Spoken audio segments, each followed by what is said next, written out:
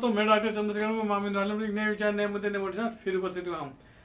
देखिए, आज के समय में बेरोजगारी की स्थिति इतनी खतरनाक है। लोग कह रहे हैं कि बेरोजगारी मेरे को अनुसार मेरे को नहीं लगता मेरी बेरोजगारी, क्योंकि लोग करना ही नहीं चाहते। काम करेंगे नहीं तो भाई बेरोजगारी तो है ही है।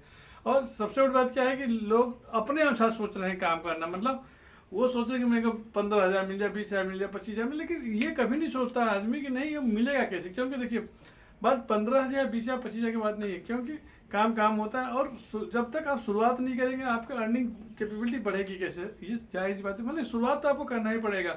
और अगर आप बिजनेस लाइन में, तो बिजनेस लाइन की हानि तो और खतरनाक है, क्योंकि इसमें पर डे आपको कोई ना कोई नया आपको कह सकते हैं कि समस्याओं का सामना आपको करना पड़ता है। हाँ, ये अगर आप उन समस्याओं से अपने आप को बाहर निकाल लेते हैं और अपने आप को मेंटेन कर लेते हैं, बाद में आपको सफल होने से कोई नहीं हो सकता है। हाँ, मैंने कहा ना, शुरुआत में आपको झेलना पड़ेगा। कुछ दिनों तक इतना अधिक झेलना पड़ता है कि समझ में नहीं आता कि क्या किया जाए।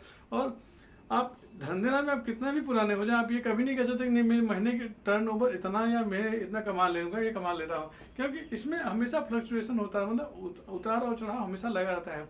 और अगर आप बिजनेस के प्रति जागरूक है और बिजनेस करना चाह रहे हैं, तो बात मानिए, ये धंधा छोटा या बड़ा नहीं होता, धंधा होता है। आप शुरुआत छोटे स्तर से शुरू कीजिए। आप धंधे में देखिए कि हो क्या रहा है, उसमें प्रोग्रेस हो रहा है कि नहीं हो रहा है। सपोज कीजिए, जैसे मान लीजिए आप किसी खेत में, आपने किसी से खेत में आपने लीज पे लिया, खुद का अगर ज़मीन है, तो उसमें सबसे पहले प्रायोरिटी क्या होगी, आपको बीज की जरूरत पड़ेगी। बीज में कहानी क्या होगी, आप ये देखिए कि नहीं किस क्वालिटी के बीज है या किस तरह का बीज में इसमें लगाओ, इसमें होगा क्या। जब बीज खरीदेंगे तो उसके बाद आपको जरूरत पड़ेगा कि उसको पहले बोएंगे, देखेंगे कि क्या रिस्पांस कितना मिल रहा है मेरे को। उसके बाद उसमें खाद डालेंगे, पानी डालेंगे, उसको रेगुलर वे में आप देखते रहेंगे। उसके जब आपका खेत अच्छी तरीके से पैदावार होने लगेगा, तब उसके बाद आपको एक वेयर हाउस की जरूरत पड़ेगी, एक जगह उसको रखने की जरूरत पड़ेगी। मतलब आपका धीरे धीरे प्लेटफॉर्म आपको बन रहा है।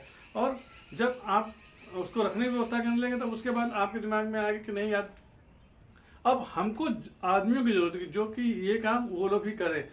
और जिस दिन ये होने लगेगा कि जब आपको लोगों की जरूरत होने लगेगी, नहीं मैं खुद तो काम कर रहा हूँ, साथ में मेरे साथ और लोग भी जुड़ेंगे और लोग भी कमाएंगे, तब आपका बिजनेस समझ लीजिए ऑटो पायलट मोड में हो जाता है, और तब आपका बिजनेस आगे बढ़ने लगता है। लेकिन हाँ, इतने के लिए आपको पहले मेहनत करना पड़ेगा, पहले प्राथमिकता तो आपको ही देनी पड़ेगी, पहले शुरुआत में आपको ही काम करना पड़ेगा।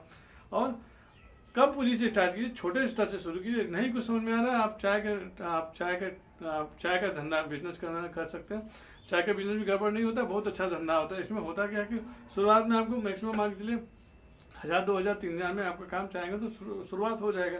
फिर रोटेशन पकड़ने लगेगा, धीरे धीरे रोटेशन पकड़ना, आप उसको अपग्रेड करते जाए, उसमें और चीज़ों को इंगेज करते जाएंगे। आपका अपने आप आपको लगेगा नहीं मेरे को क्या प्रॉफिट है। इसमें होता क्या है कि आप मान लीजिए 60 और 40, मतलब 40% आपका पूंजी लगेगा, 60% आपको प्रॉफिट होता है। ये भी कम नहीं होता, बहुत अच्छा रिस्पांस। आपको चाहेंगे तो कर सकते हैं, लेकिन आप जब कुछ करना ही नहीं चाहते तो कहाँ से होगा। और सबसे बड़ी बात है ना, लोग क्या कहेंगे। जिस दिन इस बीमारी को आप अपने दिलो दिमाग से निकाल देंगे, आपका बिजनेस अपने आप आगे बढ़ने लगेगा। लोगों के चक्कर में मत पड़िए। आप ये देखिए कि मेरे को अपने परिवार के जीविकोपार्जन चलाना है, मेरे को अपने परिवार का खर्च चलाना है। आप जिस दिन ये सोच लेंगे ना, बाद में नहीं आपका बिजनेस अपने आप आगे बढ़ने लगेगा। लेकिन जब तक आप इन चक्करों में फंसे रहेंगे कि लोग क्या कहेंगे, समाज क्या कहेगा, भाई बंधु क्या कहेंगे, तब तक आपका बिजनेस कभी नहीं रह जाएगा। शुरुआत कीजिए और मेहनत कीजिए। शुरुआत में कम पूंजी स्टार्ट कीजिए, आपको लगने लगे मेरा बिजनेस अच्छे तरीके से चल रहा है, अच्छा रिस्पांस मिल रहा है, उस बिजनेस को आप आगे बढ़ा कर ले जाएंगे। ठीक है, इन्हीं सब चीज़ों मैं डॉक्टर चंद्रशेखर माँ विंध्यवासिनी ऑप्टिकल एक नए विचार ने मुझे फिर प्लीज मेरे वीडियो लाइक करें, शेयर करें, सब्सक्राइब करें।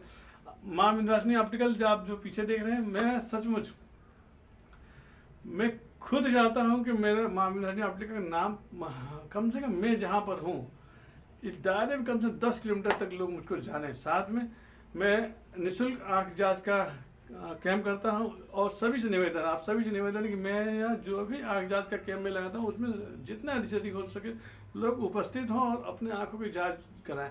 मेरी पूरी कोशिश रहती है कि मैंने कहा ना, मेरी एक ही मेरा मनसा है कि जिस दिन मुझको कोई संस्था मिल जाती है कि नहीं वो चश्मे के, मतलब मैं जो जाँच करूँ, जो चश्मे बुक करूँ, उसका वो अगर वहन करने लगेगा, तो मेरी पूरी कोशिश रहेगा कि मैं पेशेंट्स या मरीजों से मैं चश्मे का पैसा भी लेने की कोशिश मैं चाहता नहीं कि मैं पेशेंट से पैसा ले, मुझको सरकार अगर दे तो सचमुच ये काबिल तारीफ होगा।